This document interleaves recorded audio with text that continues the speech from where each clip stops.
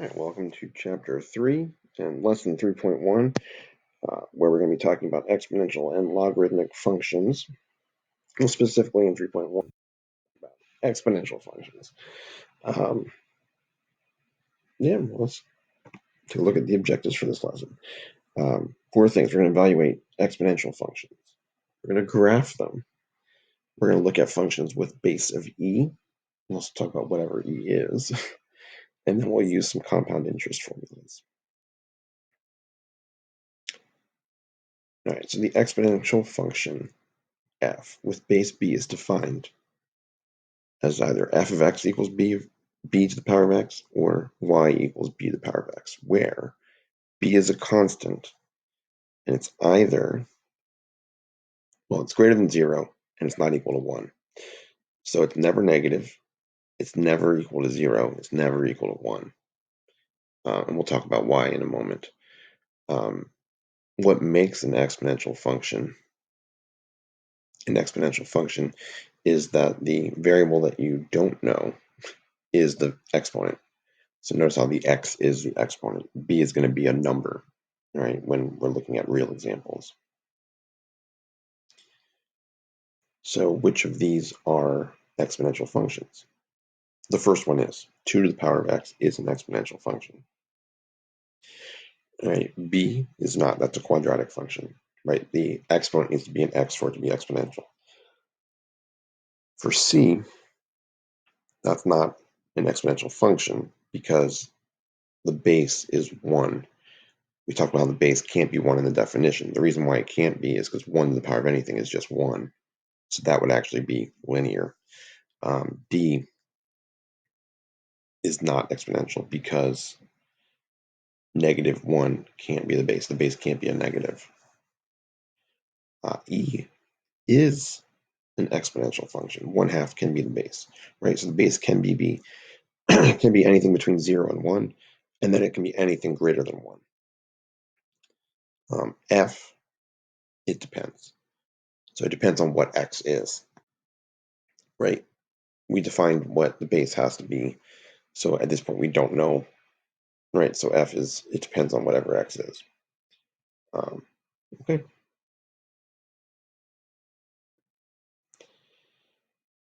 So here you have an exponential function that you're given. So 42.2 times 1.56 raised to the power of x. That represents where x is hours spent at the mall. The function represents how much money is spent. So when people used to go to shopping malls, this function would represent the amount of time you spend there compared to how much money you would spend there. So this is simply asking you to take the function and how much money would be spent after 3 hours at the mall. So you're just going to substitute 3 in for x and evaluate. And what they figured out after evaluating is that it's about $160. So a question like this is simply just substitute and evaluate.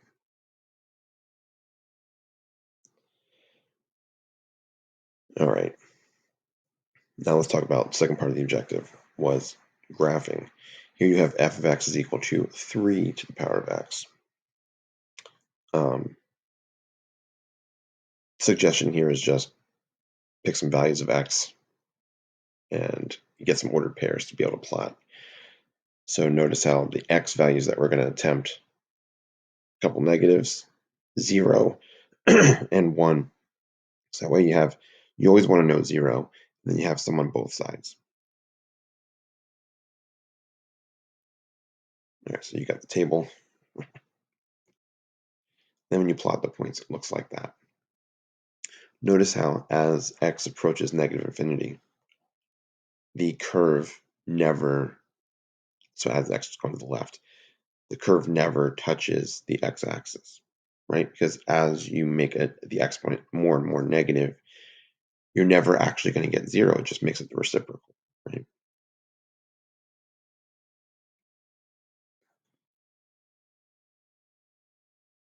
Then here, why don't you try 1 with a 1/3? we're going to do the same thing. Hold on.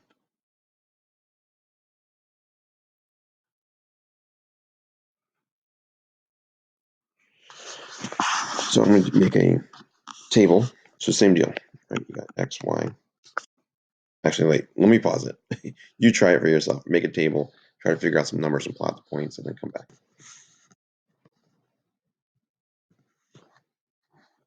Okay, so now you can see I made a chart. I used the same X values. Again, a couple negatives, 0 and 1. Evaluate plotted them. As you can see, it's basically the reverse of what f of x equals 3 to the power of x was.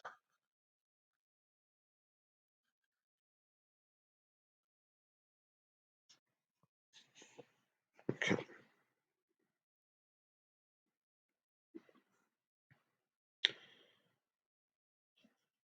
Here you go. You have a huge graph. We already did y equals 3 to the power of x. We're just going to put them all in the same graph and see what they look like. Notice how they all go through as the y-intercept of 1. They all flatten out on the left side and never touch the x-axis. And then they all curve up. The bigger base, notice how the orange one is 6, the base of 6, goes up faster, right? But it's all basically the same shape.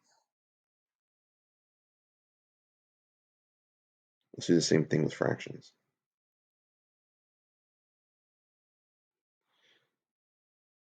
One thing that's similar is they all have a y-intercept of 0, 1.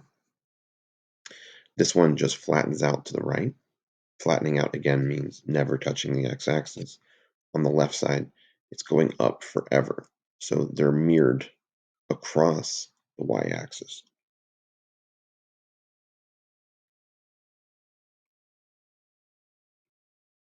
All right, so let's talk about some characteristics. The domain consists of all real numbers, because you can substitute anything in for x. The range is all positive real numbers. Notice how we never had a y value. We never had anything drop below the x-axis from the graphs we just looked at.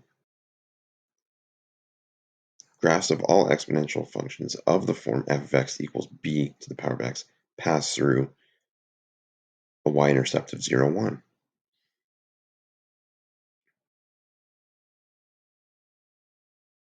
And there is no x-intercept because it will never equal 0. If b is greater than 1, so the first set of graphs that we looked at, it's short on the left, it rises to the right. If b is between 0 and 1, it's like the second set of graphs we looked at. So it's high on the left, and it falls to the right.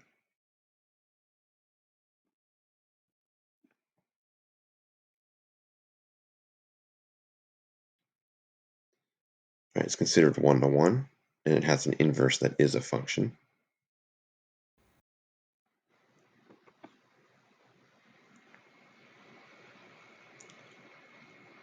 We talked about it, but it approaches but never touches the x-axis. That makes y equals 0 an asymptote, a horizontal asymptote. And there you can see both ways of the graph. Basically, an exponential function will look a form of one of two ways, right? It's either the blue or the red, but either way, in this case, y equals 0 is a horizontal asymptote.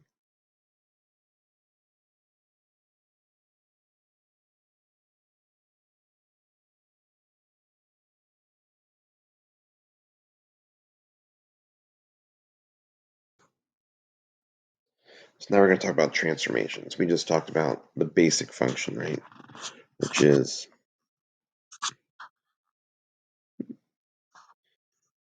y equals b to the power of x, right?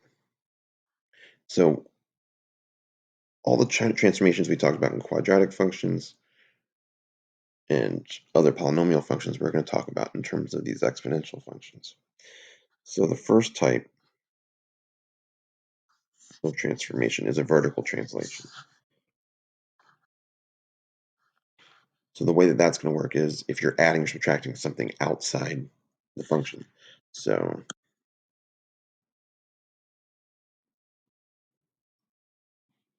where a is a constant. So adding something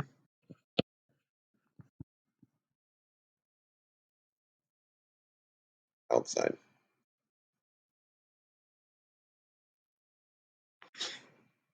All right. A horizontal translation. If you think about like an absolute value function or quadratic function, it's when you add something inside, right? So what does that mean? What does that look like for this?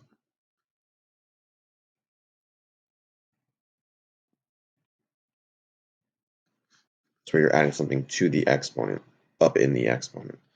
So again, I'm going to call that adding something inside.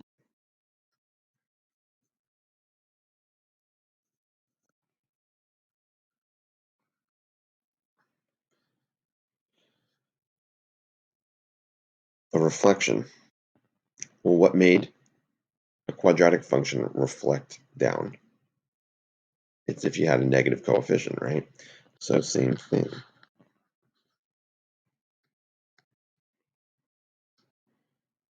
Right? That would reflect the general function down.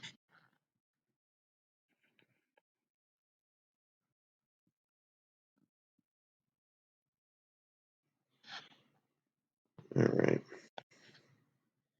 Vertical stretching. This is where you have a multiplier. So if vertically,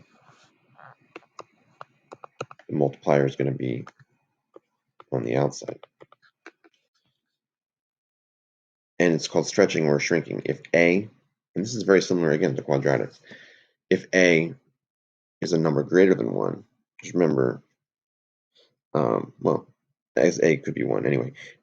If A is greater than 1, it's gonna shrink it. Actually, it's gonna make it. Well, it's gonna stretch it up, I should say. Now that I'm actually thinking about it, it's gonna go up faster. If you made A a fraction, then it's gonna shrink it vertically.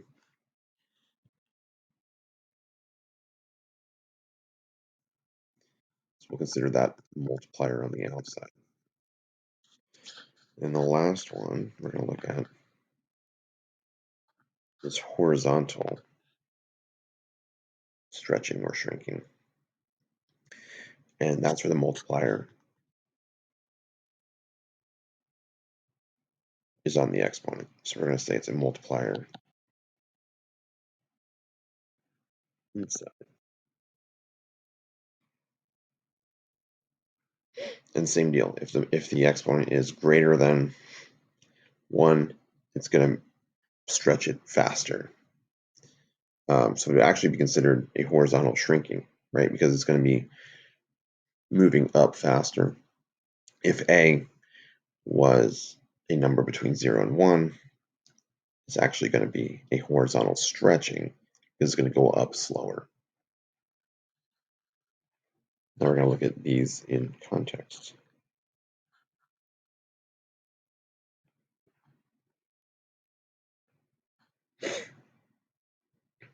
So we're going to use the graph of y equals, or of f of x equals 3 to the power of x to obtain the graph of g of x equals 3 to the power of x minus 1. So here we're not subtracting, but adding a negative 1 inside. So that's going to be a horizontal translation.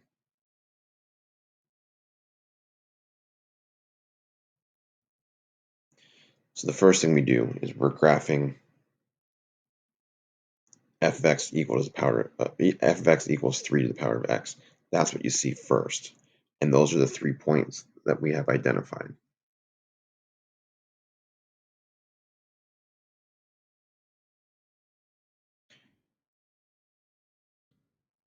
And horizontal asymptote is y equals 0.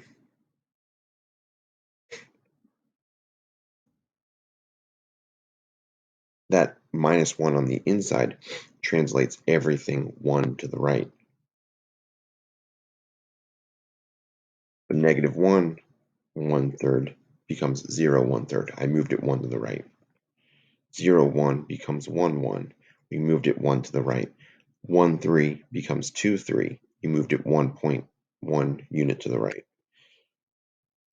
And then you simply draw your curve through it. Horizontal asymptote stayed y equals 0.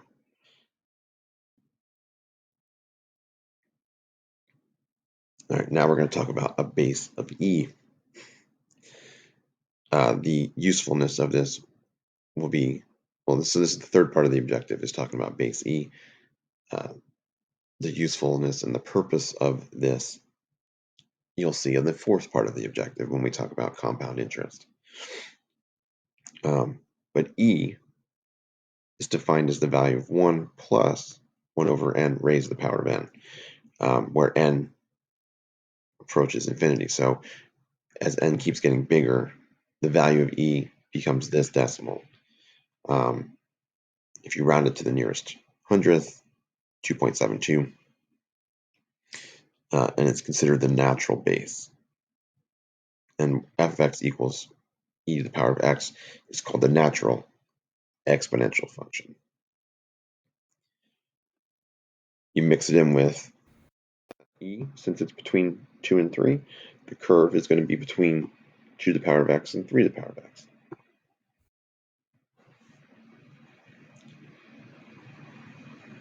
You have an exponential function here, 1066 times e to the power of 0.042x, models the gray wolf population of the Western Great Lakes, where x is years after 1978, project the gray wolf's population in the recovery area in 2012. This is very similar to the previous example where we're just evaluating.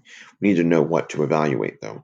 Since x was defined as years after 1978, 2012 is 34 years after 1978. So you're simply going to substitute 34 into the function and evaluate, and you get 4,446. So the population in 2012 is 4,446. All right. A couple definitions so that way we can do the fourth part of our objective. Compound interest is interest computed on original investment as well as any accumulated interest. We've probably talked about compound interest in a math class prior to now. But basically, if I have $100, I invest it, and after a month, I earn some money on that, then whatever money you earned on that interest, now you can earn interest on that interest, right?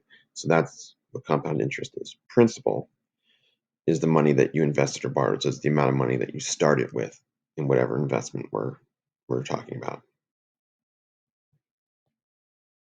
There's two formulas for compound interest, and it depends on the setup. So T is the number of years. The balance A, so that's how much money you have after a certain amount of time. P is the principal, so that's the amount of money that you started with. And the annual interest rate is R. The first formula is for compounding periods like compounding monthly, compounding semi-annually, compounding quarterly. And then the end value would be how many times the compounding happens in a year. So if it was monthly, n would be 12. If it was quarterly, n would be 4. Number 2 would be if it's compounding continuously. So you use either formula depending on the situation. So here you have $10,000. It is invested at an annual rate of 8%. Find the balance in the account after 5 years subject to quarterly compounding. So that means we're using 4 for n. 10,000 gets substituted in for P.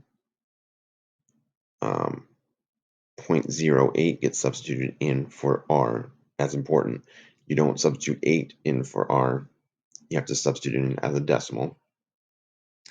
And then the exponent is the n times the t, so 4 times 5, which would end up being 20. When you do all that, you end up with $14,859.47. And that means that's how much money you would have after 5 years. If you compounded it continuously, same information to start with. Again, P is 10,000. E is E. We just defined E. R is 0.08. And then the T is 5. You end up with $14,918.25. Notice how it's actually not that much more to compound continuously as it is to compound quarterly in this scenario. Then we have a couple additional examples. We're going to leave those as an exit ticket, so I will create a separate Google form where you can input those answers, but give these two a try and we'll go over them in class as well. Let me know if you have any questions.